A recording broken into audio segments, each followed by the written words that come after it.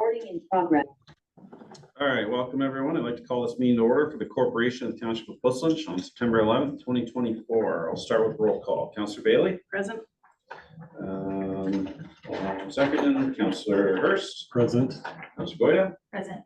And Councillor Spoulos. Present. All right, this will start our moment of reflection.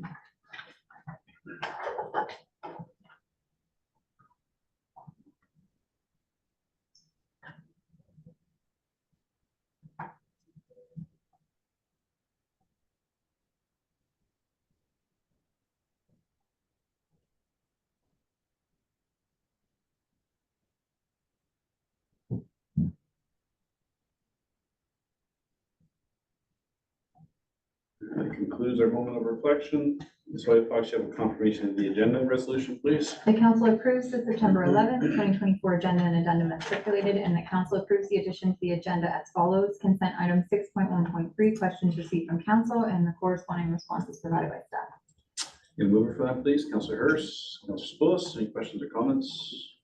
All in favor? That's carried. All right, next is any disclosure of pecuniary interests. I have one first. It's today's council date. It's item 14.1. Item is confidential report, HR matter, as a former employee. Thank you. Any other disclosure of pecuniary interest today? No. All right. I believe we can dive right into the delegations. I'll ask Mr. Stark to come down on the table here, please.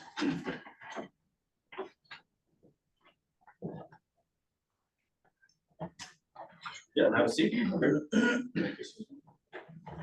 You're welcome to start whenever you're ready. Sure, Mr. Mayor, honorable members of council, ladies and gentlemen.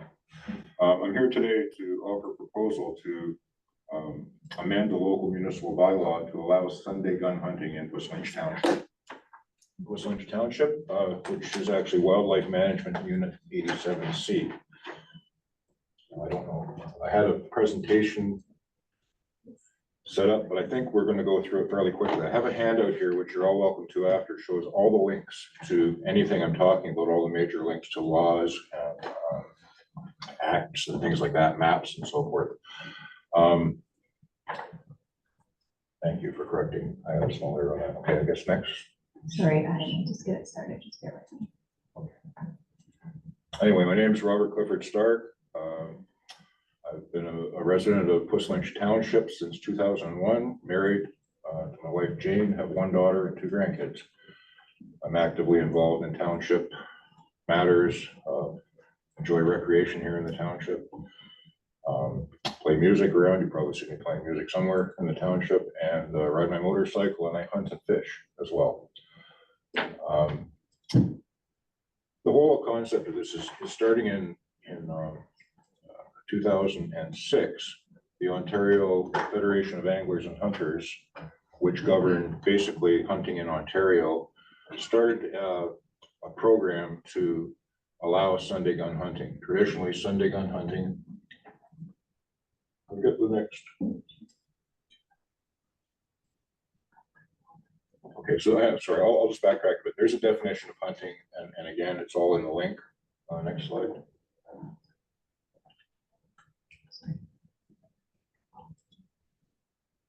Okay, so the laws for hunting are defined under that act. They're all provincial laws. They're all publicly available, so you can look up the rules and regulations on hunting. Traditionally, hunting has not been allowed in Puslinch Township. We have the summary of all the hunting regulations. Those are available to the public, both in paper and electronic form. And I guess 2 slides forward there. Sorry, I'm just trying to make this a little bit better so everyone can see. Oh, sorry.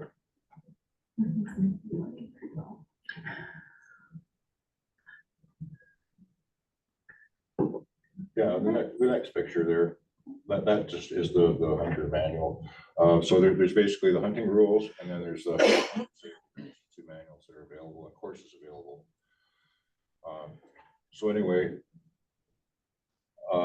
traditionally in Canada, hunting, there were three eras of wildlife management. The first one started around Confederation, lasted up until the 1960s. The transitional era went from the 60s to the 80s, And the current one that we're in is from about the 1980s to now.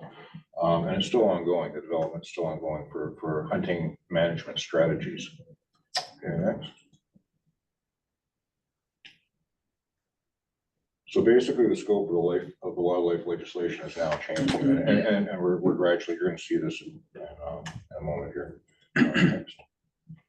Yeah, we can go through these, I guess, just scroll forward. Yeah, the picture now, the Sunday laws, thank you. Okay, so this was a screenshot taken from 1911, basically what you were allowed to do. And some of you might be old enough to remember Sunday shopping in the province. It was a huge deal, right? Traditionally, you could not shop on Sundays. You couldn't do any of the things that we do now. You couldn't go and buy alcohol, buy cigarettes. You couldn't play a slot machine and do quite a few other things. So basically, it was a Sunday was considered a family day. Ontario being traditionally white Anglo-Saxon Protestant and based on the people coming from the UK, Sunday would have been a religious day too. So the day of rest. Okay. The statutes there are the ones that were enacted in 1990, and they're constantly being amended. So twice annually, they amend the Fishing and Conservation Act, and the government revisits that. Okay, next. So 2006, very important date. The Federation of Anglers and Hunters, as I mentioned, started appealing to municipalities around the province to amend local bylaws to allow Sunday gun hunting, to offer an opportunity to hunt on Sundays with a firearm. Okay, and maybe down to the map, that first map. This map here shows in 2006, when they began, the number of municipalities that would allow Sunday gun hunting. The ones in green were the ones that were on board. The ones in gray did not at that time, and the ones in yellow were proposed at that time. So I believe I think there were 86 at the time, municipalities within the province. And typically, a municipality will encompass a wildlife management unit. So the province is divided into hundreds of wildlife management units, so they can keep track of things. And that was the number that were allowed. If you go to the slide just after this one. Yeah, so that if you fast forward to 2024, April this year, that's been changed. They've now have actually over 191 municipalities allow Sunday gun hunting. So they've gone from 86 up to almost 200. And you can see the next map. Actually, the next one's a little better, a little bit bigger map. Quistlinch Township, let me stand up for a second. Can't see it. Anyway, Quistlinch Township is 87C. It's right in there. The thing you have to be careful with these maps is that the gray areas are the areas that do not allow Sunday gun hunting right now. The yellow all allow it, by the way, the yellow areas on this map. The gray areas are typically the Greater Toronto GTA area and municipalities where hunting isn't allowed anyway. So if you see the gray areas around the lake there's no hunting season anyway. So it's kind of, you have to be careful with the numbers, but all the other areas there are on board now. Wellington North is on board. Mapleton was the last one, actually. I guess the next.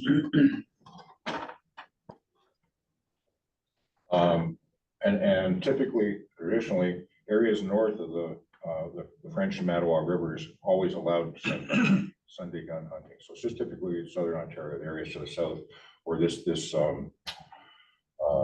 movement has taken place. As far as trespass goes, people are concerned about trespass on their property. There are laws in place that cover trespass. And in fact, to be allowed to hunt on somebody's property, there's a form that you have to fill out and get written permission. Everybody who participates in that, no matter what day of the week it is. Okay, the next slide. Okay, that just touches on the hunter safety program. A little bit of background, just to paraphrase. To be allowed to hunt in the province, you have to take a hunter safety course. You have to have your firearms license, which involves training and examination, and then you have to apply for your local licenses. And you were talking, James, you were talking about the deer season. In fact, to be allowed to hunt deer in Quistlinch Township or in Southern Ontario, it's a lottery where it's considered a controlled deer hunt, which it is here in 87C. So you're not even guaranteed of a license. You have to actually apply in a lottery to see if you get a license to hunt one of those 2 weeks. Okay, the next slide. So hunters do contribute financially through local and around the province to the economy. And in some way, I know that we have shops here and restaurants and food vendors here in the township that do benefit from hunting, and basically effectively adding another day would add to somewhat to the local economy. Okay, next. Okay, I won't go into this because it's kind of detailed, but the hunting, of course, would involve various species of game. Migratory fowl are federally controlled under the Migratory Bird Act, and you have to apply for a special permit to hunt geese, ducks, and things like that.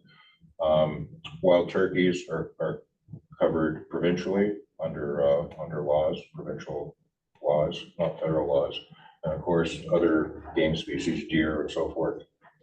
Okay, let's just fast forward here through a couple more slides.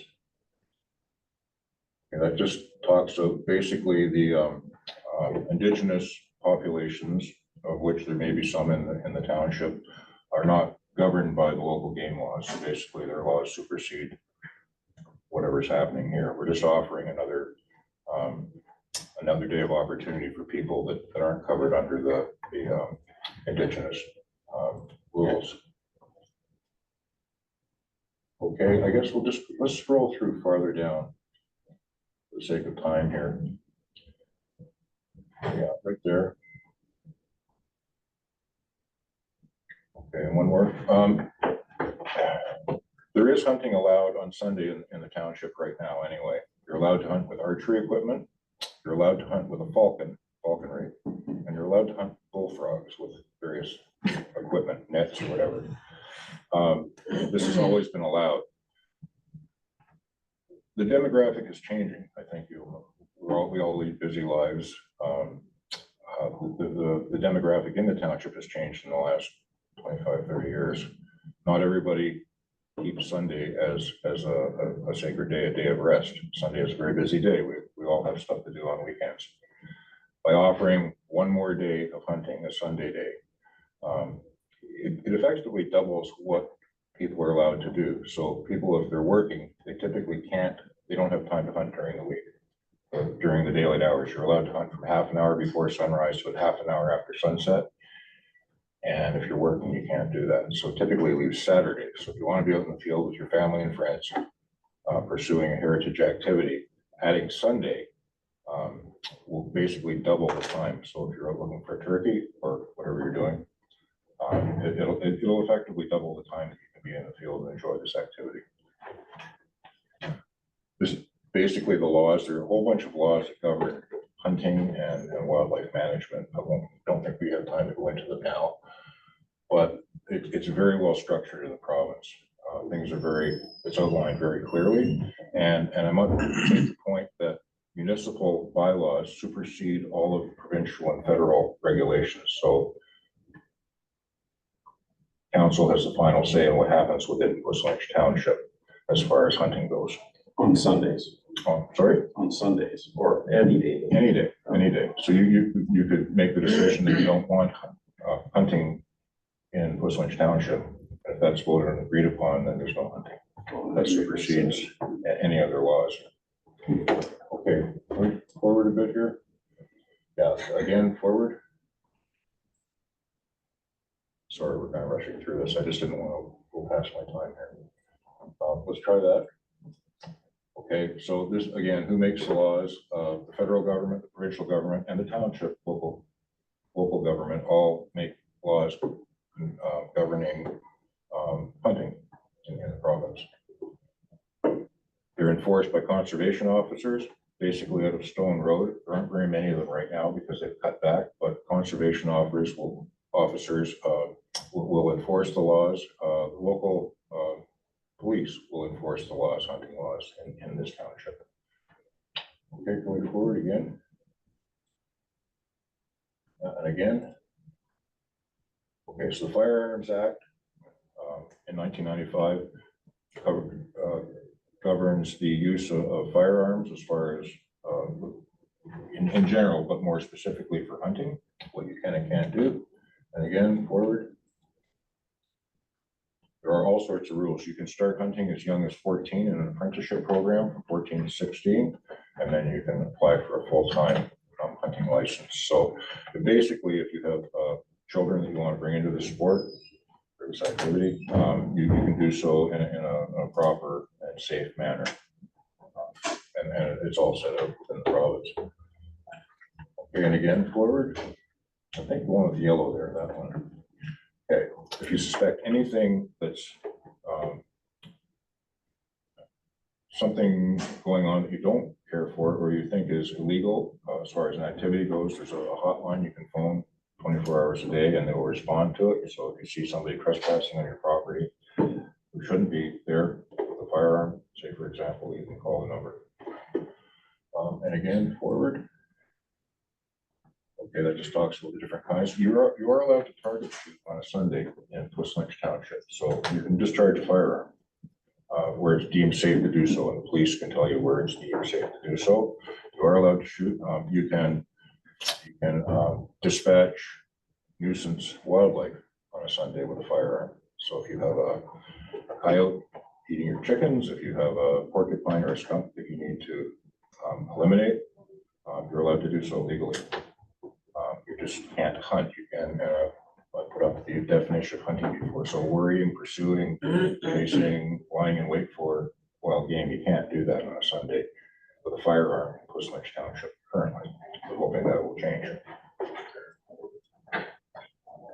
Okay, and this is a very important point. When you're actually hunting, people are concerned with noise. There's very little time spent shooting when you're hunting. Most of it's just planning and waiting. If somebody's target shooting, for example, there's a lot more noise, and that's allowed currently in the township. You'll hear very little shooting during the hunting season. So you'll hear the odd distant shot, but you probably won't hear very much. People are concerned about noise or other things that are far more noisy. Gravel taking operations, big, leaf blowers, neighbors with leaf blowers. That's one. A bunch of things like that. So that the increase in noise level from adding one day of gun hunting is very minimal. So what's going to happen? Okay, and again, forward. Okay, the census of Ontario, using the numbers and the numbers of, I said around 8,000 people in Twist Lynch now, approximately, is that correct? Okay, so using that ratio, we have just under 400 licensed hunters in the township right now, approximately. Okay. Well, sorry, 337 is the number I came up with, but that's just an approximation. Next. Okay, it does contribute a little bit to our local economy. We have businesses that will benefit from this. And again, forward. Okay, now the next slide. One more ahead, please. Okay, so just in my own circle of friends, I have people from all walks of life who hunt.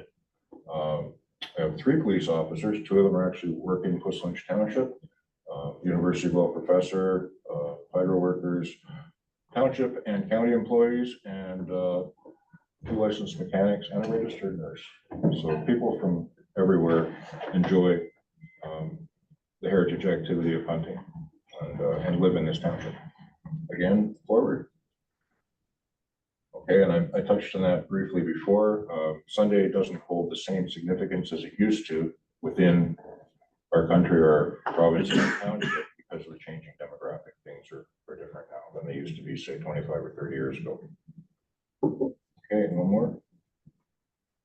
And again, it'll look by allowing Sunday gun hunting, it will effectively double the amount of time people can spend in the field with their families and their friends enjoying this heritage activity. Thanks for your time. Okay, thanks for your presentation. I'll just open up to council if they need any questions or clarification. Great, thank you. Thanks for coming today. Can you help me understand what your ask is? We're talking about opening up Sundays in Twist Lynch. How many Sundays are we talking about in a calendar year? Well, that will depend on the hunting seasons. Hunting seasons, so, and again, in the regulations, you can see where they are. It's typically in the fall. And Okay. it typically runs from September through to January, fall and winter. So you just take the number of Sundays there. There'll be spring turkey season, which as James mentioned, was about a month long in April and May. So there's a month there. So you're probably looking at November.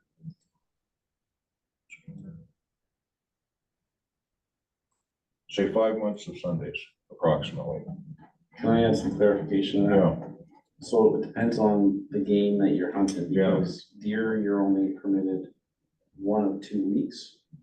So if you're strictly hunting deer, you would be adding 2 opportunities.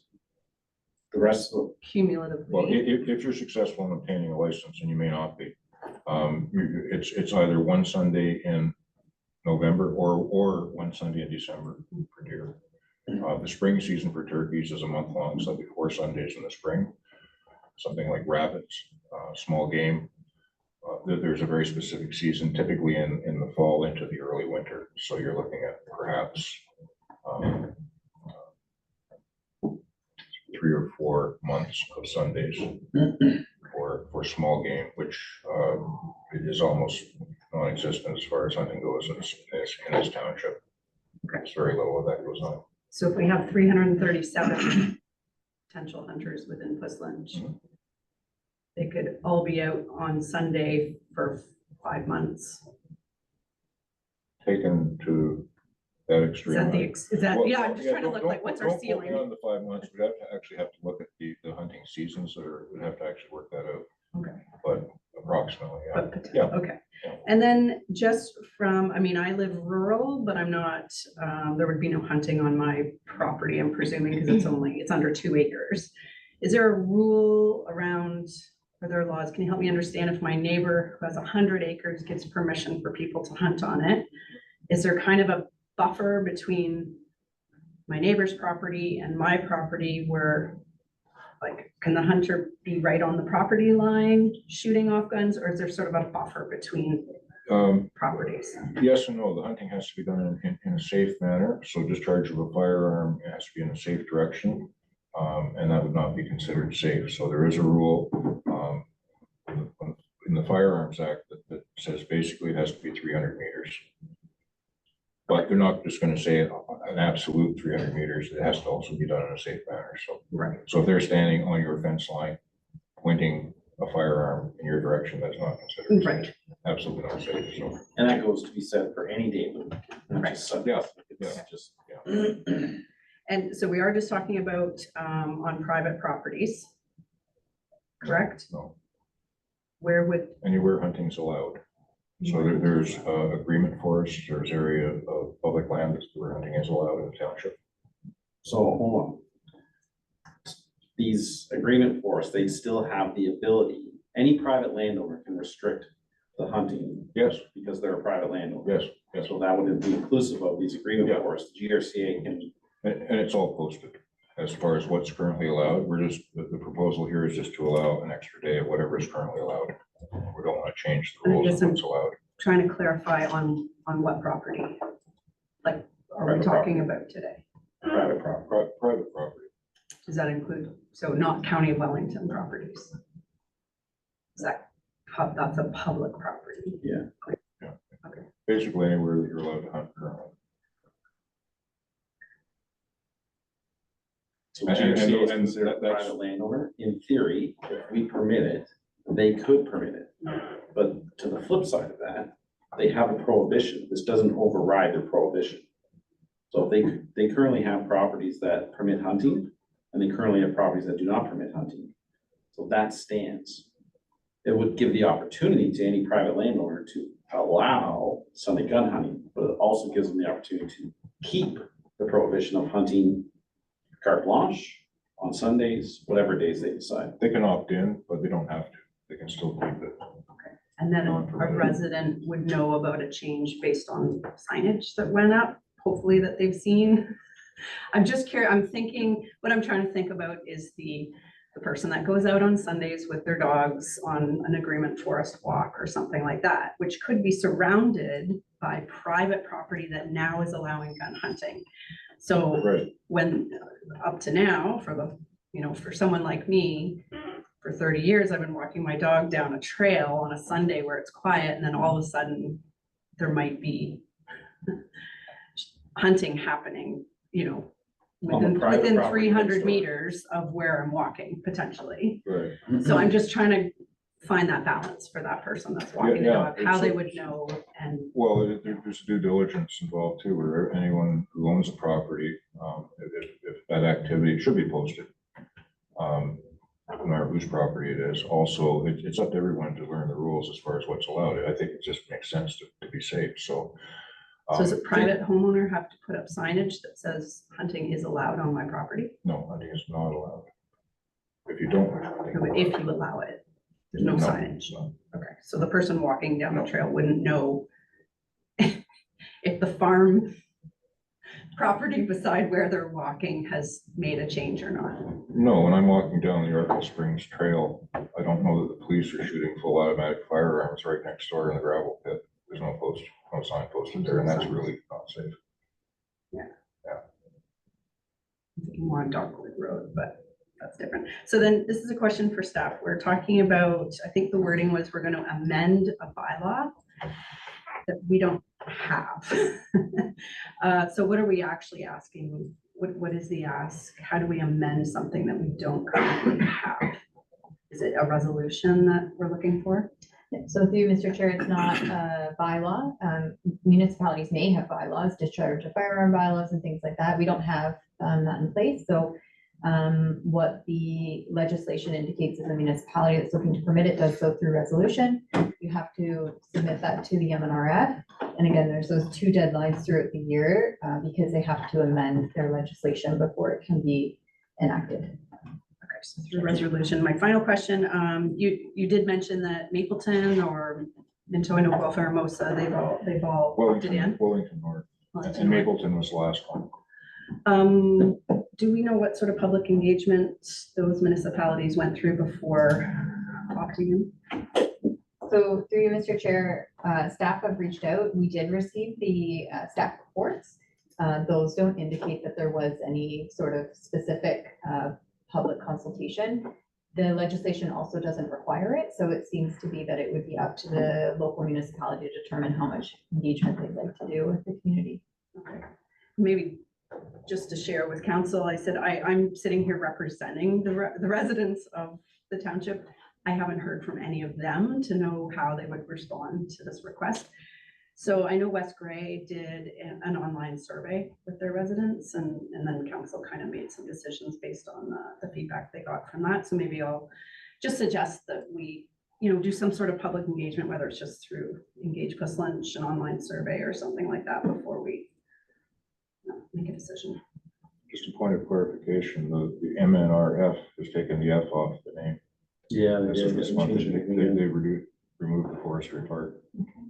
So it's in the current LFAH magazine article on that. Councilor Hurst?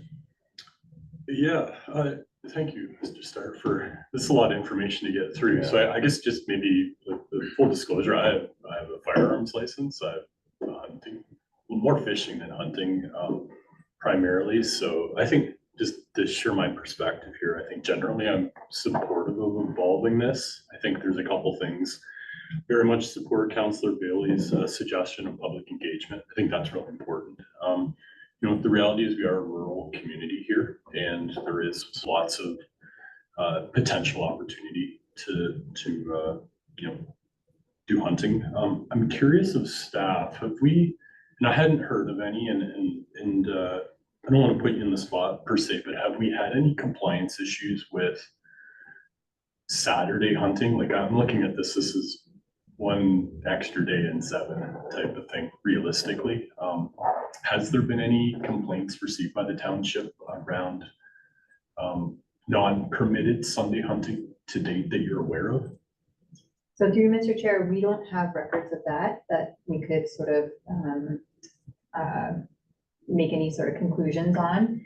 But that, it would be my understanding that we're not the primary body that they would be reporting that to. We have recently seen one in particular ticket that was issued by the MNR for hunting that involved trespassing. So it's occurring. I'm assuming there's enforcement that is taking place. It's just the township's not involved. Gotcha. If there is a mechanism to understand that through the Ministry of Natural Resources, I think that would be an interesting data point to consider as we go through this. I think the other one, and I think Councillor Bailey noted it, but maybe a bit more clarity on Mr. Stark. Like, I think from my perspective, really the hunting in this municipality would be deer, turkey, waterfowl, certain times of the year. Those are probably your main ones, I would think. So the reality is of the potential 52 Sundays of the year, we're talking maybe upwards of a third at maximum, I'm guessing, and then that wouldn't be exclusive. So I think maybe just to qualify it from a community standpoint, this isn't every Sunday, 365 days or 52 days of the year. It's during hunting season. So I think that's one. And I think the other really important clarifying point is private land, the landowner needs to authorize access to their property. Anything less is trespassing. That's a very different conversation. Public lands, as the mayor noted, has to be deemed by the overseer of that public land, whether that's hunting accessible or not. So that's another piece that, so I think, I just want to be really cautious of, like, this isn't a firearms free-for-all in the community, right? And it can get portrayed that way if it's misconstrued. So I think that would be my, I'm generally supportive. I think it just needs to be really qualified with how it's messaged to potential hunters on what this looks like. And what I wouldn't want to have happen is the perception being, a high degree of trespassing and all that type of stuff. And I can share, like, we've got farmland and not in this municipality, but in other ones, and we allow hunters periodically to hunt that land. It's very prescribed. And, if you see them doing something that you're not comfortable with, it's like, you're done, out, you're not welcome here anymore, type of thing. So I think there's an opportunity to maybe do some education within the community as well, if we go through this pathway. So I think those are really all my questions. I appreciate you. There's a lot of information to get through, so thank you. Councillor Brett? Yeah, thank you for coming today and for your really great slideshow. This is all very foreign to me. I don't know much about this at all, so I actually found that presentation very helpful. It's a good learning opportunity. And a lot of the questions that I had, you've actually, or amongst us, have already answered. And the one was, how does hunting work on private property? And you showed us that there's a actual written permission form that is required. So that's reassuring. I'm guessing that it's the option of the landowner to say, yes, you can hunt on my property, but if you don't want it on Sundays, is that an option for them to say? Yeah. And then,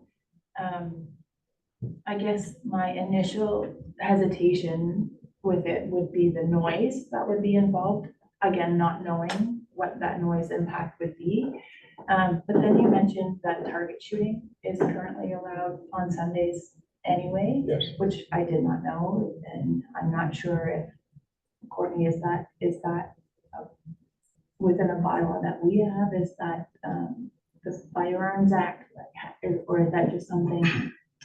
Yeah, so through Mr. Chair, municipalities could choose to regulate that further through a discharge of firearms bylaw.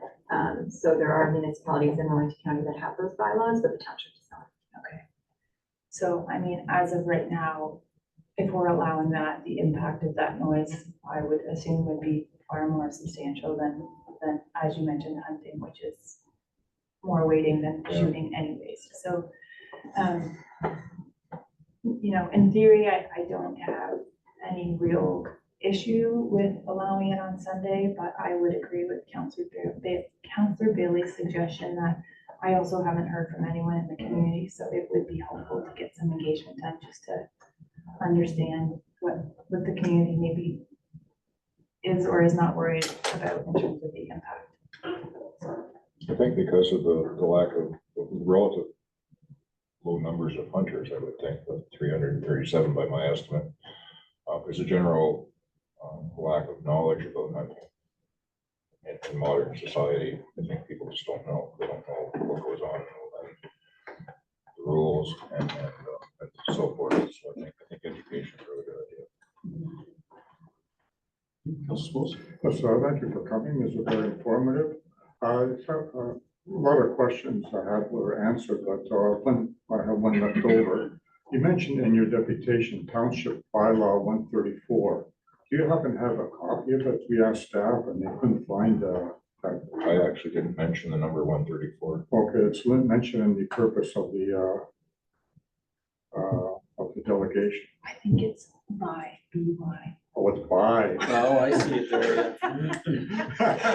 Your B looks like a 13. Oh, sorry. Oh, Oh, yeah, I saw, yeah. Yeah. Sorry. Okay, okay, then I'll turn it around a little bit. You mentioned that bullfrog hunting and archery is allowed. Is that something that's provincially legislated? Yes, it is. Okay. And falconry. I actually had somebody hunting with a falcon without approval in the back of my farm a couple years back. It was interesting. So, in summation, I would support suggestions made by the other councilors. Particularly, I would suggest to ask staff for a report that has the resolution, has the results of the public consultation, summarizes the number of Sundays that would be affected, and if it's beneficial to include the public lands that now allow shooting or hunting, I should say. So that's my thoughts. GRCA properties are not considered public as far as my understanding. They are a private landowner that allows access. So there's a bit of a terminology. So, okay, I'll change that to public lands / Conservation. conservation lands, county lands. What are you trying, you're just trying to get a feel for which properties Yeah, GRCA prohibits hunting on? like conservation mentioned, she walks her dogs, type of thing. I assume it's besides some lands that might be allow hunting, like it might be conservation authority lands, it might be the Wellington County Forest, I don't know. It's easy to, we staff can find that. The GRC lists the properties that permit hunting. They have a criteria that you have to be part of the angler, Federation of Angler and Hunters to hunt there. I forget what the And you have to other. buy extra license. And an extra license, so they have lands they've designated for hunting, and if you just want to see where those are within the township, that's. Yeah, that's my suggestion. For those of you who use a modern smartphone, there's an app called iHunt. And it lays out all of those properties, shows you boundaries and where it's permissible and not. So it's a very good app for your phone. Okay, so that's all I thought, Mr. King. So, do we need, sorry. So can we add Conservation Halton, if you're naming GRCA in particular, can we also make sure we have Halton Conservation? I'm gonna suggest conservation. Or okay. Yeah, encompass everything. So, I'm supportive of this. I think that it's important that people, private landowners, have the choice to hunt on their property. I think that it may alleviate some complaints, because if people hear target shooting, they may think it's hunting and call MNRF. So if we legalize the act of hunting, it may lead to reduced noise, because generally if I'm gonna go hunting, I'm not gonna target shoot that day on my property. You know, you're gonna scare away all the animals. So could you speak to the consequence? So there's a bit of dialogue around the horseshoe about trespassing, illegal hunting. Could you speak to the consequences that would happen to a hunter if they were caught trespassing and hunting illegally on somebody's property? Because I think that's a really big deterrent to hunters to trespass and hunt illegally. No, the charge of trespassing, and again, I mentioned in the link, I have it in the hand of as far as the actual law. You'll be charged, with that. And then there'll be a court appearance. That is separate from the, hunting regulations where because you happen to be trespassing with a firearm, you won't lose your right to hunt. It'll just be a charge of trespass. So basically it'll be a fine for trespassing, but you won't lose any hunting privileges. If you do something illegal with a firearm while trespassing, that will be under the Game Act, which is provincial, and you'll lose your hunting privileges depending on what you're charged with. Your ability to hunt for several years, and you'll lose your firearm, your car, and anything you have with you will be taken, confiscated. You won't get it back. So I was trying to have him reiterate there. And the police and the conservation officers can both enforce that. The ability of a conservation officer actually exceeds the police, so they can and based on that, they can come to your home and they can come in without a warrant. They can take your stuff, firearms and everything at your home. So I mean, it's far reaching. So, if there's major consequences to hunting illegally, poaching, like. Absolutely. And it's You're gonna enforced. lose the truck you drove there in, the clothes you're wearing, the gun you have, your licenses for prescribed amount of years, if not forever. Yeah. It's very, very, very strict and stern, so that drives compliance. So that's why I think I can get behind this, because it's private landowners offering the permissions, and if anybody were to decline permissions for Sunday gun hunting, and if the hunter were to go on it, there's going to be major implications for that hunter. Can you speak to, we're talking about opportunities here for hunters, but this, there's only so many tags. You spoke to the lottery. But even if you're successful, you have how many tags for turkey in the spring, how many tags for deer in the fall, because it's essentially for deer, it's one and done. And that tag is good for archery as well. So we're looking to provide opportunity for hunters, but there's a chance they may fill their tag through the archery season and never need the opportunity with the gun season. But the gun season kind of comes near the end of the season. So if you could speak to that a little bit for the members of council about how many tags are available and. Yeah, it's all very tightly controlled by the Ministry of Natural Resources. They allocated, based on surveys, there's game surveys you have to provide at the end of each hunting season. That notes if you saw any animals of the species, if you actually harvested an animal. Based on that, they balance the numbers of permits or tags available for the next hunting season. If you apply typically for deer, you have to apply in a lottery. It's not a given that you'll get a tag or a license. For wild turkeys, you're allowed to shoot 2 wild turkeys in the springtime, in the April-May season, and 1 in the fall. Each license you purchase, you have to purchase every license. It's not just free. So, for example, a turkey license is about $40 for 1 license to give you the opportunity to go out and perhaps harvest an animal. They control the number of licenses very closely. So it's not just a free for all, and you don't typically have people from other areas coming in to hunt. There will be some people transitioning in from other townships to hunt with friends and family. But typically it's mostly residents here that will be involved in this activity. So to harvest a deer, you have to get a tag, and you have to apply for the tag. You get 1 tag. That tag can be good for archery or the week of the gun season. Actually not. The archery. You have to get the control hunt validation. Yeah, as so well. that's a separate validation, a separate lottery. So when you buy your deer license, it allows you to harvest a male animal only with archery equipment. If you apply for an antlerless tag, which is also a lottery, then you are allowed to harvest an animal of either sex during the archery season, which is October, November, and December in Quisling, most of the province. If you want to participate in what we call the shotgun hunt, or the controlled deer hunt, which is shotguns and muzzle loading firearms, old-fashioned muzzle loaders. That's 1 week, either in November or December. And that's the second lottery. If you're successful in getting a license, then you can participate only for 1 week, either early November or early December with a firearm. So the firearm part for deer is only 1 week out of the year. This will be 1 Sunday, in fact. And that's why the Sunday gun hunting is so important. It doubles, basically, if you work all week, it doubles the amount of time you can hunt from 1 day to 2 days. But to boil it down, you have one tag. There's a whole, it's like everything else we do in this world. There's a whole plethora of different lotteries you can apply to, but you have one tag to harvest an animal.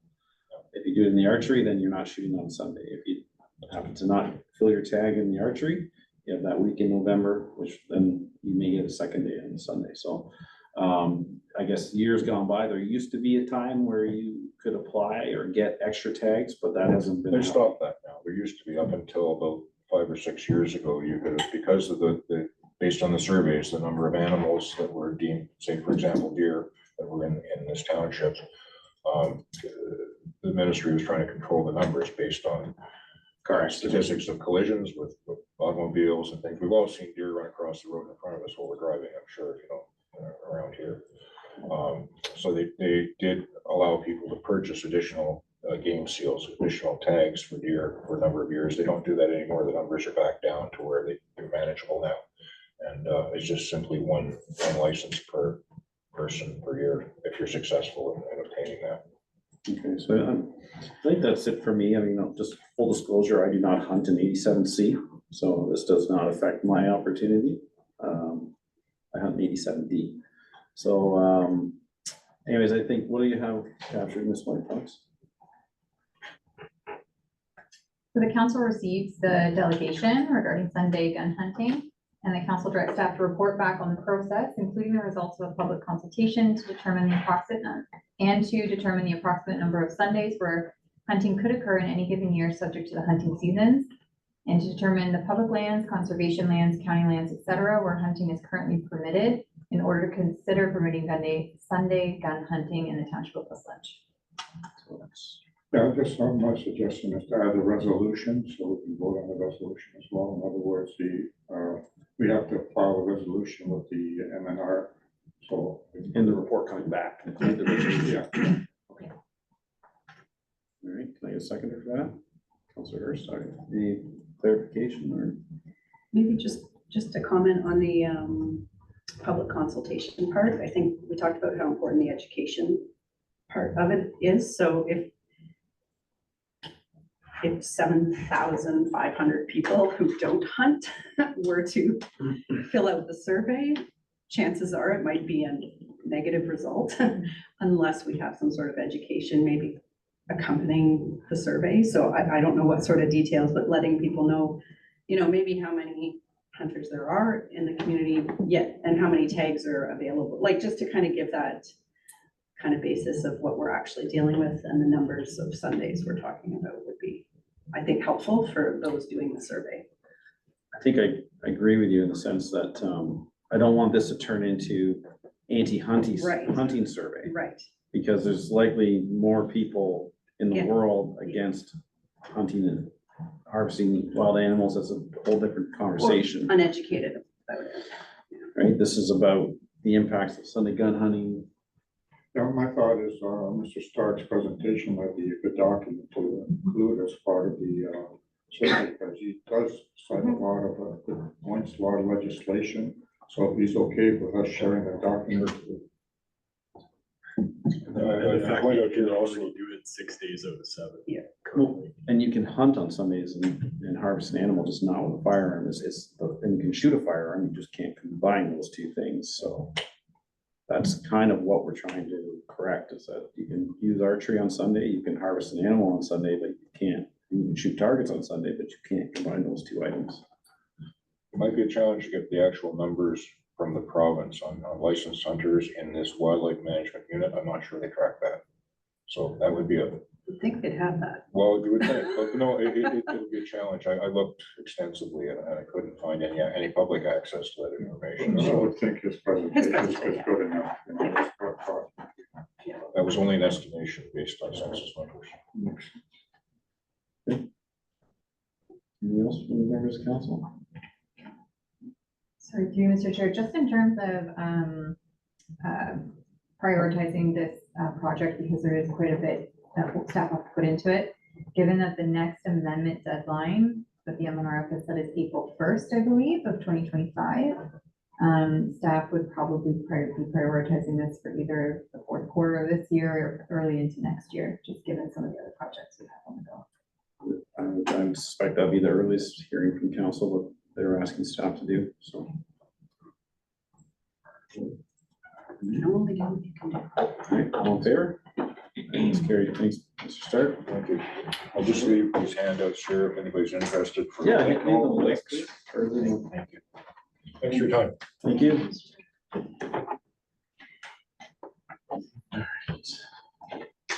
Move on to consent agenda.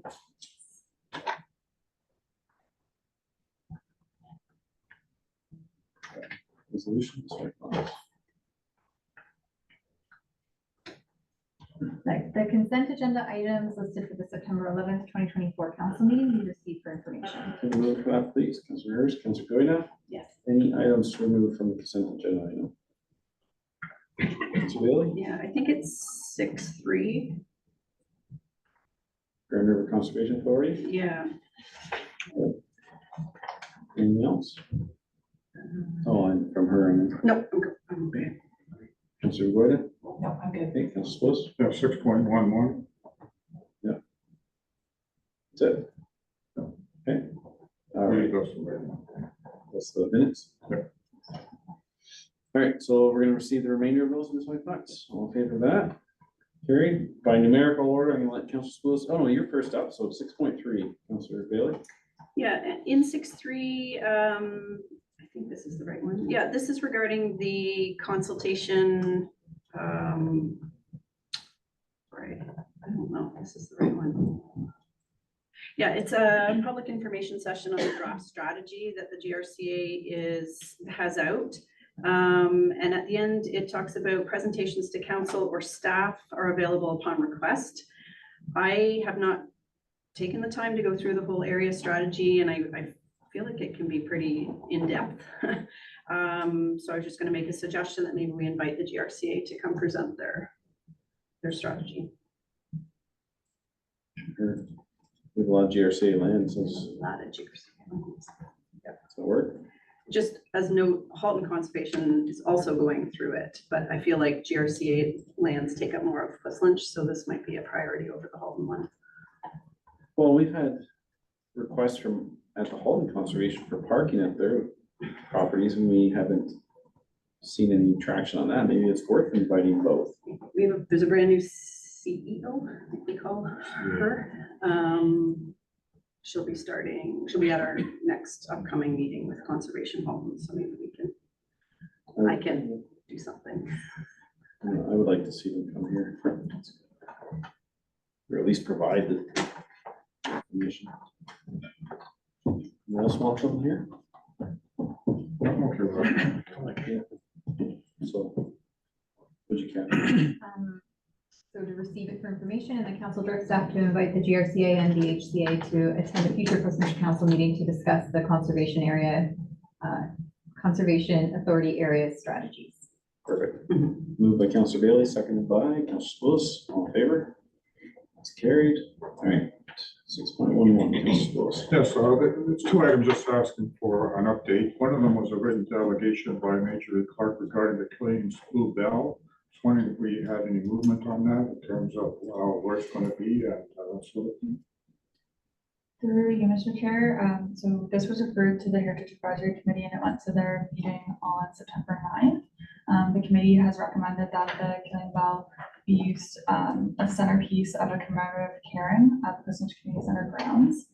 And they've directed staff to prepare some costing for council's consideration through the 2025 budget, not limited to the restoration, the installation, transportation, the plaque costs, and the potential unveiling ceremony.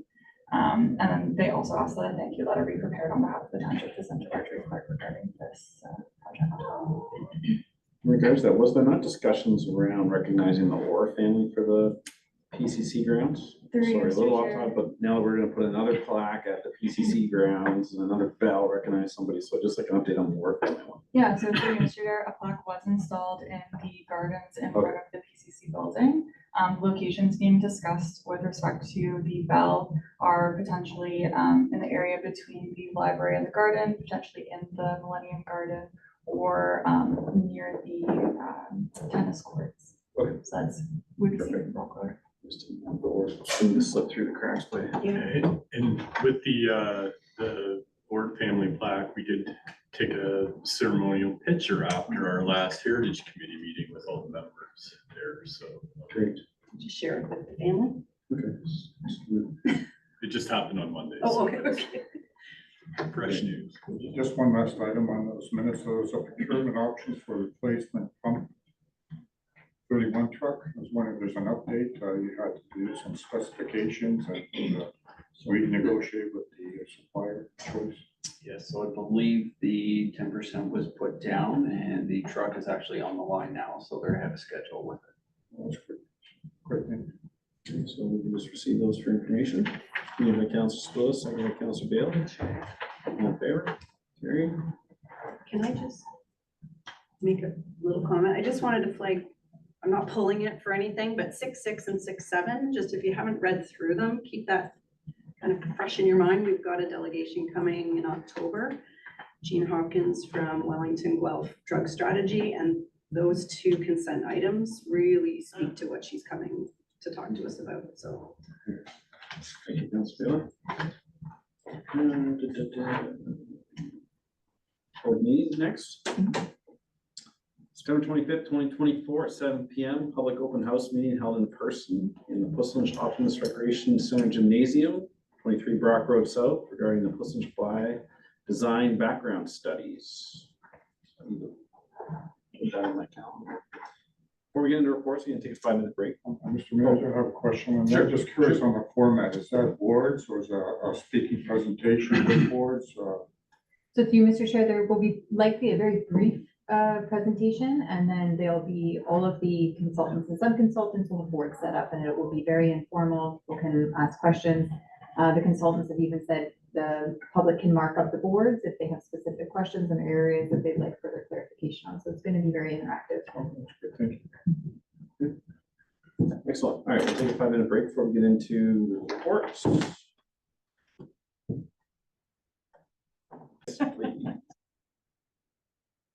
right, welcome back, everyone. I believe we're going to move on to 9.2.1, and that's Mrs. Sand.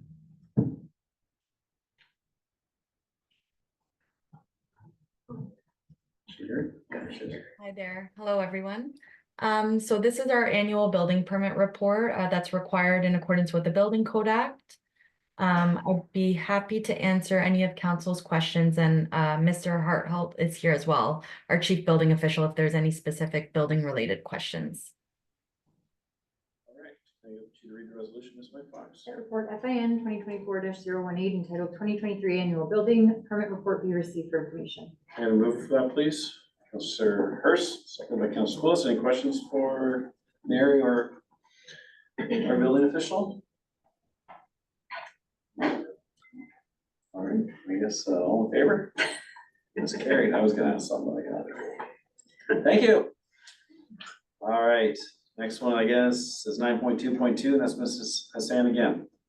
So this is just our annual general status report on our surplus as of December 31st, 2023. I'd be happy to answer any of council's questions. Can I have you read the resolution, Ms. White Fox? FIN 2024-020 entitled 2023 General Surplus be received, and that the 2023 general surplus amount of $28,203 be allocated to the Asset Management Discretionary Reserve in accordance with Council Resolution number 2019-347. Can I get a move for that, please? Councilor Bailey, Councilor Willis, any questions? Councilor Bailey. Maybe not a question. I'm not sure if this is the place to bring it up, but at our last meeting, we talked about the Heritage Reserve and how we were looking for some funds to maybe keep that topped up so that we could use some of it for the peer review. So I was just wondering if we'd be able to use some of this general surplus, $2,600 to plunk into that reserve to top it up and then to use for the peer reviews. Is that possible? That is possible if council would like that, but we were also going to look at that reserve as part of our 2025 proposed budget. So that's up to council, whatever you wish.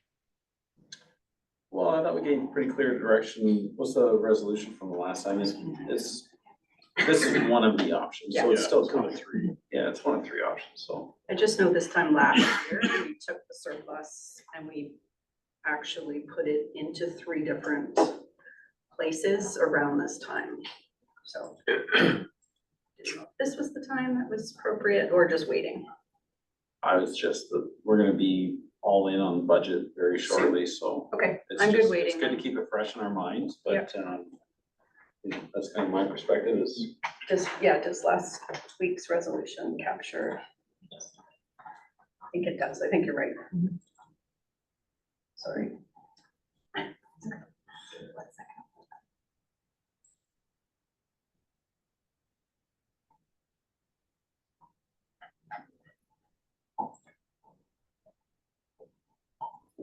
minutes.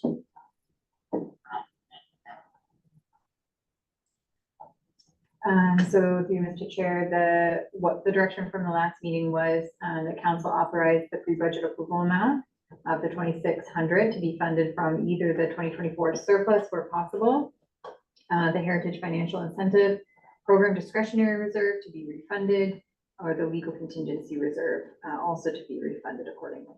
So it's already there. But this is the 2023 general surplus. Sorry, and probably that should have said 2023. not 2024. Okay, thank you. We're good. We're good. No questions, just I appreciate the level of detail in this report. It's quite good. That's good. No, I'm good, thank you. Yes, I have a question. One of the questions regarding this report was the total operating discretionary reserves contributed over the years 2020, 2023. And in 2023, there was a 395,000 contributed to the discretionary reserve. And the comment was the majority of the amount relates to contributions of 295,000 to security grading deposits greater than 10 years of age. So I'm struggling with that. Typically, if you bring in money to hold an escrow for security, why do we need to take money out of discretionary reserve and put it into this item in the budget? Okay, so this was actually money that we received many, many years ago. So it was placed in a liability account when it was received. And so this is just transferring the money from a liability account to the outstanding deposits discretionary reserve. And this was based on our auditor's direction many years ago. So staff are looking at these outstanding deposits and determining the status of these deposits because a lot of them are older deposits. They're securities and grading deposits. And so at this time, we've had to reallocate the liability to the discretionary reserve. So there's no impact to the surplus with that reallocation. So then the follow-up question, what's the timing of resolving all these security grading deposits? So we will work with staff on that. But Courtney, if you want to add to that. Some of it has been resolved through the work that the building department's done with their outstanding so building permits that weren't closed. So some of it has been resolved, but there is some more work to do just looking at those older development and grading files. But Courtney, if you just want to add to that. So through you, Mr. Chair, maybe just to clarify a little bit further, some of that amount is related to planning files that the amount would be much larger than perhaps like an individual building permit deposit. So there is some work to be done by the planning department as well, just to ensure if there are securities that were held for site plans, for example, that we're following up, making sure those site plans have been executed in accordance with the agreement so that we can get those monies refunded. If I'm not mistaken, Mary, a portion of that is also for the planning department. Yeah, so it relates to older development agreements, but yes, that's correct. Okay, so if say you looked at a set of plans and saying the development agreement was not properly signed off, do we keep that money or do we follow up with the agreement? Like what's the process here? So through you, Mr. Chair, we would have to contact the landowner and we would be working to bring that property into compliance with what is indicated on the site plan. So there's a couple options. If the property owner is not willing to do the work on their own, the township can use some of those funds to bring the property into compliance. Typically, we don't see security sit for that long because the owner is quite anxious to get their money back. So it would start by having those conversations and take a look at what's going on. Okay, thank you. There's also the possibility they could be 80 or 90% compliant and release 80 to 90%, like you might deem. They didn't put a section of fence in, and to guarantee that compliance, you need 10 grand, not 100. So there is opportunity to work through the site plan and say, yes, you've done X amount, release X amount as Yep. well. Okay. Partial refunds. In regards to the, I gave everybody an opportunity, right? Budget process upcoming, Mrs. Stan, it's my understanding that the county does preliminary projections for growth surpluses, and a report is likely to come out in the next week or two. Are you familiar with the report that I'm mentioning? Yeah, I believe it's regarding the supplemental growth, right? Do you disclose that report to council, and is it part of our decision-making for our budget process as soon as we receive it? Yeah, I do. I think last year and perhaps the year before, I did provide what the county's growth projections were to council as part of our Alright, so budget reports. Okay, so we will see that. We don't need a separate resolution today. That's an understanding that will be part of our budget process. Yeah, the growth projections will be provided as Okay. part of our budget process. Okay, perfect. I believe that's all I have. All right, so all in favor? That's carried. Thank you. The township surplus. Next, we're on to 9.4.1. And that's prepared by Ms. Banks. Is she there? Yes, she's there. Good morning, Mr. Mayor, members of council. So this report is for a zoning bylaw amendment application townships received for 86 Farnham Road. The purpose of the report is for council's consideration to deem the application to be complete. The purpose of the zoning amendment is a result from a consent application through the County of Wellington.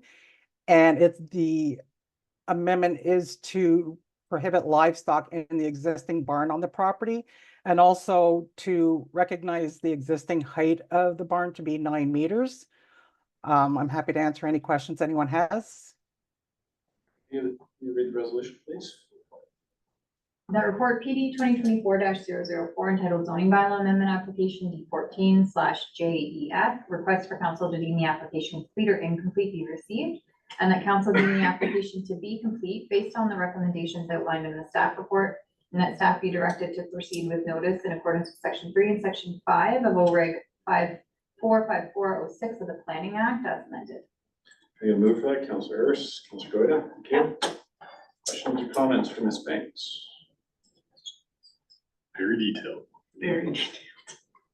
It's a long process, I believe, for both sides. Okay, all in favor? That's carried. Thanks, Ms. Banks. You're welcome. 9.4, oh, sorry, I messed that up. Next one. Is the next one? 9.4.3 is on. Yep. So this is another zoning bylaw amendment application for the property known municipally as 4438 Watson Road South for council's consideration to deem this application to be complete too. This is also a condition of consent approval through the County of Wellington, and the proposal for the amendment is to sever approximately 39 hectares for environmental protection use. I'm happy to answer any questions anyone has. All right, can you read the resolution, please? The report PD 2024-005 entitled zoning bylaw amendment application D14/SCR, request for council to deem the application complete or incomplete be received. The council requested to deem the application to be complete based on the recommendations outlined in the staff report, and that staff be directed to proceed with notice in accordance with section 3 and section 5 of the OREG 54506 of the Planning Act as amended. Move for that, please. Councilor Goida, Councilor Spos, any questions or comments? All in favor? All right, that's carried. All right, now we're on to 9.4.3. That's Andrew. Morning, Council. Here just to present the second quarter update for the building department. Compare year over year between April and June. If you have any questions about the report, I'd be happy to answer any questions. Right, that's what I thought. That report PLD 2024-003 entitled Building Department Second Quarter Update, April to June 2024, be received for information. Can I get a mover for that, please? Counselor Hurst, Counselor Spillis. All right, any questions for the building official? Pretty sure it was in this report, these single family detached home numbers were way down. Am I correct in saying that? I thought it was this report. Was it, it was the last one? Okay, never mind then. But anyways, just generally speaking, are we seeing a year over year decline in building applications for single detached homes? Now, I know in the township they're monsters and likely multi-family residential homes, but just putting them as single homes, I'm just trying to get in my mind what we're encountering, boots on the ground, because of what, you know, we're developing the rural growth strategies for the township with the county. What are you seeing for single detached homes? I'd say year over year, we've seen a slight increase from last year because last year was quite slow. But if we were to compare it to 2 and 3 years ago, it's significantly less. And we're mostly seeing very large houses being developed. Often we're demolishing existing houses and then building larger ones in place. Gotcha. And the other thing that's a hot topic at the county is the ARUs. And again, if it was in the last report, I apologize, but it showed that we tracked 6 new ARU units. The discussion at the county is that they're hard to track. Are we finding difficulty tracking them, or are we kind of iron that out so that we're able to report them so that they see the numbers well? Yeah, through you, Mr. Mayor. Through these quarterly reports, we've added a line to capture the ARUs, and through our monthly reporting and stats cans, we record whether 1 or 2 units have been created. So it's very easy to pull that information. Okay, and they're easy to identify in when somebody does an application. I don't want to say that, you know, they're calling it I don't know, an office and it turns into an ARU. Generally, are people, you know, adhering to and identifying them, you know, on plans because we've made an environment where they're welcome to disclose that? Or is there some modification is there something out there that is maybe whether it be public education or some sort of rule that maybe doesn't allow people to have ARUs that we should look at? Is there anything out there that we need to know about? No, I think we have a nice permissible bylaw that helps ARUs to be encouraged. I certainly, and through our staff, we encourage the applications. If it appears that it looks like an ARU and maybe they might be trying to work around it, we explain that these are the regulations that you can do. We're more than welcome to do an ARU within the existing building as well as within the detached building. So I think where we're sitting is really good, and we are starting to see an uptake of more ARUs. Good. That's kind of what I was looking for. So, well, thank you and your staff for that, and being an assistance to the public. Can I ask a follow-up? Sure. ARU question? Just a question about the process for doing the ARUs. If someone's going through an ARU process, is it similar to a regular building permit? Or is there kind of an easier, fast track way we can be supporting those that wanna build these ARUs? Yeah, through you, Mr. Mayor. The process is pretty much the same as any building permit. So if you're doing a detached ARU, it'd just be like applying for a detached building. It's a 10 business day turnaround for those type of permits. So as long as we have all the information that we need to process, we can turn them around in pretty short order. There are cases when there's variances required, but for most cases, the ARU bylaw takes care of all all the problems we've had over the years, and it's all incorporated. Okay, so that process is dictated by the building code, correct? Yeah, there's no way Yes. to simplify the process for folks? No, it's a pretty short turnaround time of 10 business days. So if they had to do a variance of, for example, if they wanted to move an ARU more than 40 meters away from the principal dwelling, they would have to do a variance, and that would certainly add a couple of months to the process. Thanks. Something just popped in my head and I don't know if it's appropriate time to ask it, so should I just give her? So Andrew, we're doing the Puslin by Design open house, right? Part of that is employment lands. Part of that is large structures with multiple bays. And my question to you would be, would it be, what I feel is maybe a hindrance to development in the township is part of the building code that, you know, you get so many bays, then that requires more septic and more septic and more septic. But to me, being a layman, the real possibility of having every truck driver show up to that facility and generate that much effluent is never going to transpire. So I would like some staff to report back to us, whether it's soon or at some point during this Puslin by Design, if there's some advocacy work we should be doing to either MMAH or wherever the building falls under.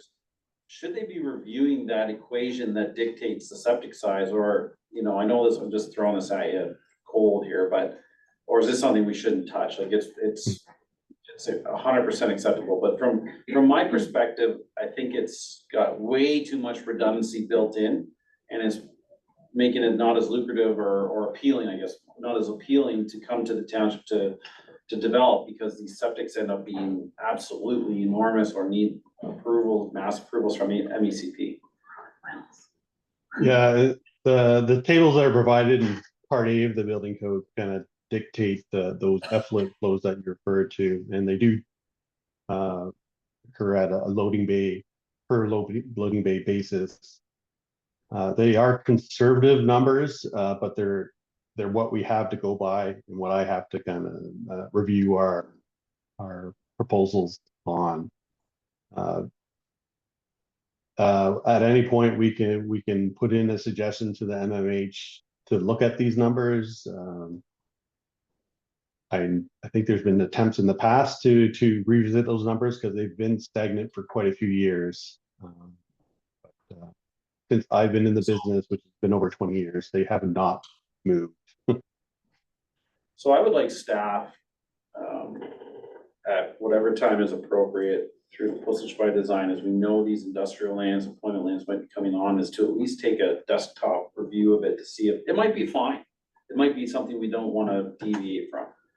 But if it is a hurdle that's preventing good development coming to Puslin, and there is, new technologies and septics, I don't know, lower flush, low consumption, that could help that development, I think it's at least worth a look at the appropriate time. I don't know, council, I know I'm just throwing this out, but what are your thoughts?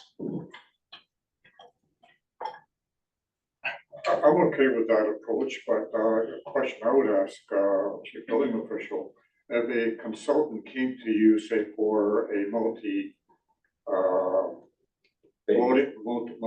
building, and says, look, here's my calculation that says I want a reduction based on the following assumptions. We're not the number of bays are going to be occupied at one time is 50% at any one day. Would you look at that and consider approving something on an engineered approach, or would you strictly adhere to the building code? Through you, Mr. Mayor, we try to adhere to the building code, but there are options to apply for an alternative solution.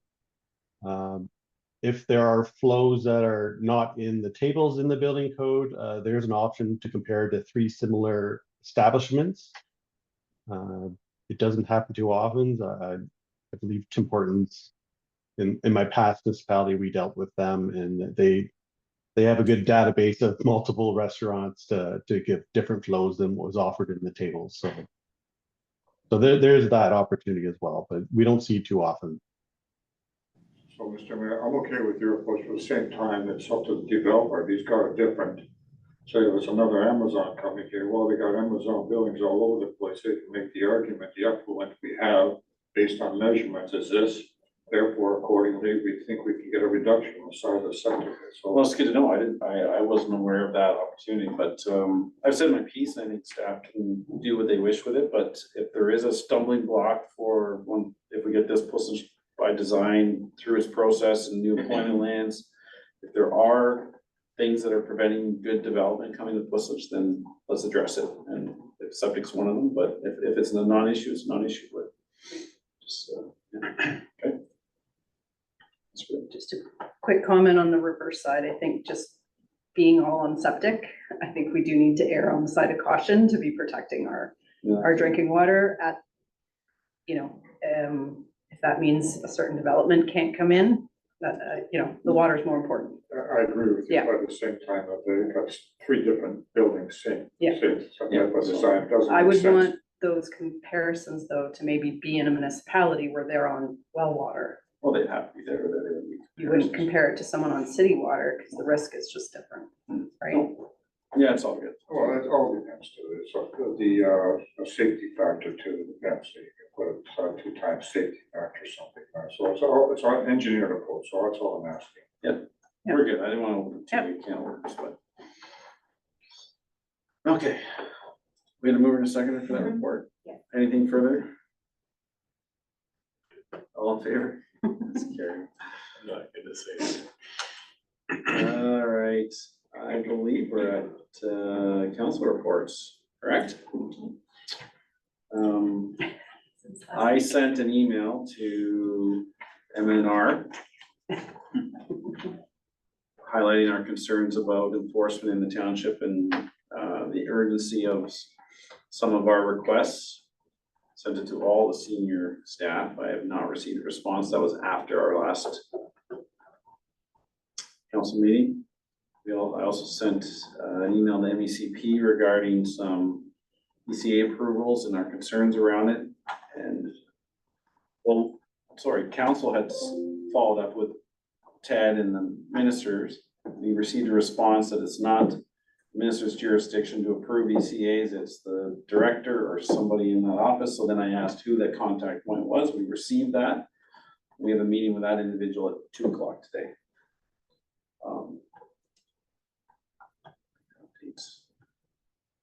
I think that's it I have for now, unless there's anything you can, All Fair. All Fair went off on Friday. I want to thank the township for their support to the Agricultural Society and that was a pretty big blanket. That includes the fire department, public works. Mr. Fowler had his staff help set up the tractor pull blocks and snow fence, and the grounds looked amazing. Weather was questionable, so attendance wasn't the highest, but I feel it was a great rebound year. Last year we were under construction, which was very challenging. They pulled the fair off. This is the first fair post construction, receiving so many compliments from residents on the grounds, the renovations. The anti-tractor pull went on Friday. Saturday we had the lawn tractors and the ATV pulls. Along with that, they had the sheep show, and there was lots going on. They had a band there at one point. I think the fair did well on it, and so it went on very well. Very happy with it, and look forward to next year. And again, hopefully the township can continue to support. It goes leaps and bounds. There's a follow-up survey. Oh, there is, yes. Go on Engage Puslich and help fill in the survey, give them some feedback. Yeah, I thought, yeah. And I called Mr. Fowler and asked him, his perspective on how it went. And I think one individual drove somewhere and scalped part of one of the ditches, but Public Works is gonna reseed it and fix it, but we'll just make sure we'll, contact the tent company or whatever and say, please don't drive through the ditches. It's little details here and there. I think for us, parking, we have a few tweaks we need to do, just cordon off a couple sections, keep people out of it. But yeah, it went well. It was cold, but it went well. So any feedback from staff? I'm not sure if we were there in official form. Planetarium was there, the Royal City Science was there on the rink. I didn't get up there, but I've heard it was awesome. I went, it was great. Yeah, Yeah, good. it was really neat that they had that there. I didn't know they were coming, and you actually went into this dome and then they projected kind of up onto the ceiling, and I think they had 3 different shows, so I saw one of 3 of them, but it was great. It's good partnership like that. we're in. Oh, so that's what I want to do. Yes. I'm hoping that township can pen up a thank you letter to the major sponsors, and I have some in my mind right now, but I think the best direction would be to contact the Agricultural Society, find out who they are. But Connect Equipment lent, well, they have 4 tractors there. We used at least 2 of them as sponsorship. Dufferin Aggregates sent a giant loader that did the back dragging for the antique tractor pull Friday night with an operator. Wellington Motor Freight donated financially. There's a list of, if we could send letters and the mayor sign it too. I hope council is okay with that. Absolutely. I mean, we don't need to send ourselves a letter to thank us for the help, but.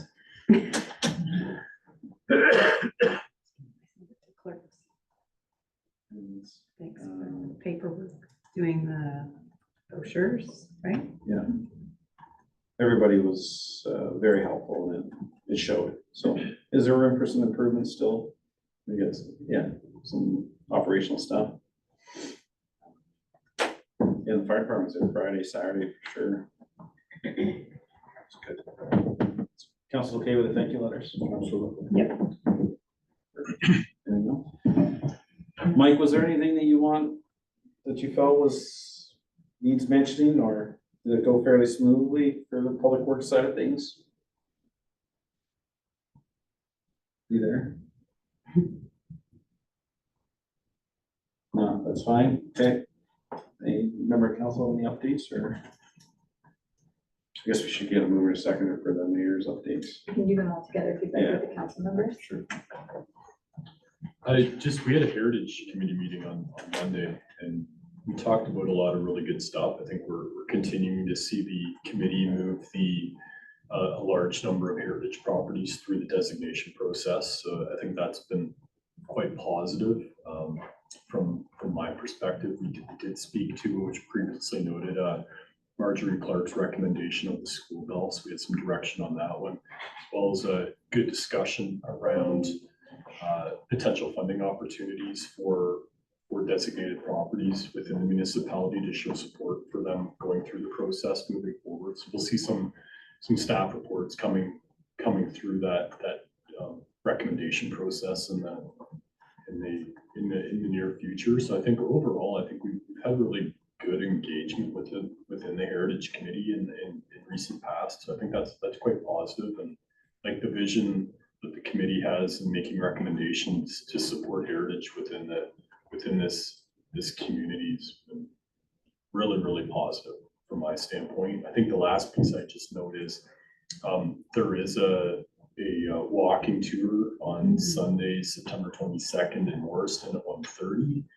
that is being led as a historical reenactment. So township staff are well aware of that and will be helping promote that event. But a lot of really good and exciting and innovative stuff that committee's engaged in. So I just want to make a note of that. All right, thank you. Anything else? I might just note, and I want to thank staff, the youth committee, we went on location at our last meeting. We actually met at Borum Park. So staff had to come out and be prepared and have the wind blowing all the papers around and everything, but it was, I think the youth really, they took something away. A couple of the students had never been there before.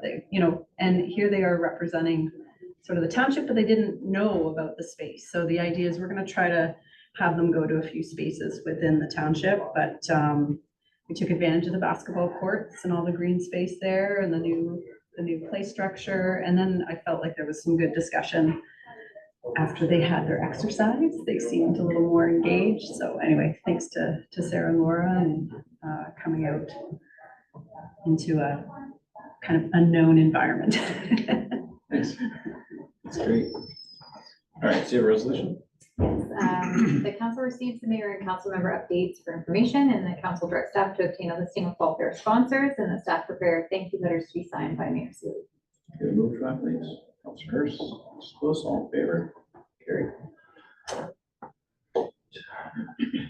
When are we going to close? Okay. Bylaws first, please. We have no bylaws today. Oh, says none. Says none. Closed session, please. Resolution. The council shall go into closed session under section 239 of the Municipal Act for the purpose of a confidential report regarding advice that is subject to solicitor-client privilege, including communications necessary for that purpose, and that's in relation to human resource matter. Confidential report regarding personal matters about an identifiable individual, including municipal or local board employee, that's related to the King Charles III Coronation Medal. Confidential report regarding personal matters about an identifiable individual, including municipal or local board employees, in relation to the Committee of Adjustment, Planning and Development Advisory Committee appointment, and likewise a similar confidential item regarding the appointment for the Youth Advisory Committee. All right, can I move that, please? Counselor Bailey, Counselor Spillis, all in favor? That's carried. You guys will do the first one without me. I'm going to suggest you reverse the order, so that we can speak. All right, welcome back. Ms. Whitefox, you have some resolutions for us coming out of closed. Make sure the one doesn't include the one I declared plenary, please. The council moves into open session at 12:25 p.m. Okay, move for that, please. Counselor Goya, Counselor Bailey, all in favor? That's carried. Next. Want to do 14-1 first with Counselor Bailey? Sure we can. Yeah. Counselor Bailey, you have the gavel. Thank you. So the council receives a confidential report regarding advice that is subject to solicitor-client privilege, including communications necessary for that purpose, and it's really in relation to a human resource matter. Can I get a mover for that? Counselor Spillis, seconded by Counselor Goida. All in favor? That's carried. Thank Take you. it back. Next, Ms. White. Yes. The council receives a confidential report regarding personal matters about an identifiable individual, including municipal or local board employees, regarding the King Charles III Coronation Medal nominations. Confidential report regarding personal matters about an identifiable individual, including local board or municipal employees, and that's in relation to Committee of Adjustment, Planning and Development Advisory Committee appointment. A confidential report regarding personal matters about an identifiable individual, including municipal or local board employees, and that's in relation to the Youth Advisory Committee appointment. The following ballots be taken as read 3 times and finally passed in open council. Bylaw 2024-056 being a bylaw to appoint Caden Weinberg to the Youth Advisory Committee for the remainder of the 2022-2026 term. And bylaw 2024-057 being a bylaw to appoint Kim McCarthy to the Committee of Adjustment, Planning and Development Advisory Committee for the remainder of the 2022-2026 term. And that staff proceed as directed. Gonna move for that, please. Counselor Spillis, Counselor Goida, all in favor? That's carried. Any business arising from the closed session? Any notice of motion? New business. Confirmatory bylaw. And the following bylaw be taken as read 3 times and finally passed in open council. Bylaw 2024-055 being a bylaw to confirm the proceedings of council for the corporation of the township of Clifton, its meeting held on the 11th